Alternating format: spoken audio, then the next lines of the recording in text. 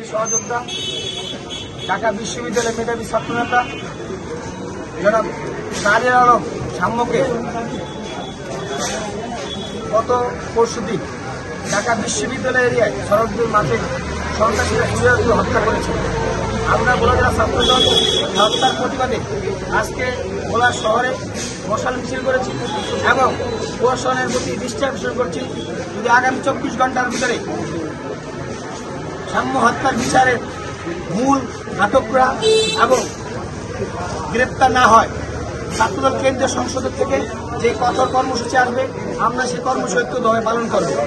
আপনারা আরেকটি বিষয় অবগত আছেন, এই জুলাই আগস্টের গণঅভ্যুত্থানকে কেন্দ্র করে সংগঠন তৈরি হয়েছে।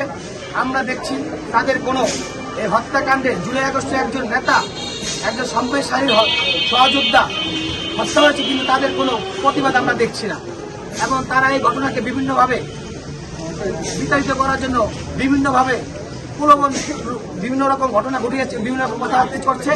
আমরা এই অপপ্রচারের তীব্র নিন্দা জানাচ্ছি এবং প্রশাসনকে বলবো এই হত্যাকাণ্ডের তদন্ত অতি দ্রুত শুরু করুন এবং মূল যে আসামি, মূল পরিকল্পনাকারীদের অতি শীঘ্রই গ্রেপ্তার করুন। আমরা প্রশাসনের দৃষ্টিকেও আমরা ভিন্নভাবে দেখছি। প্রশাসন 17 বছর সৈরাচারী শেখ হাসিনা আমলে যেভাবে চলে আসছে আমরা তার ধারাবাহিকতা দেখছি। না হলে ঢাকা বিশ্ববিদ্যালয়ের মতো এরিয়াতে কিভাবে ঢাকা বিশ্ববিদ্যালয়ের ছাত্রদল নেতা হত্যা হয়? শাহবাগ থানা থেকে 20 হাত দূরত্বে কিভাবে একজন ছাত্রদল নেতা হত্যা করা হয়? এই আপনাদের বুঝতে হবে প্রশাসনের কি অবস্থা।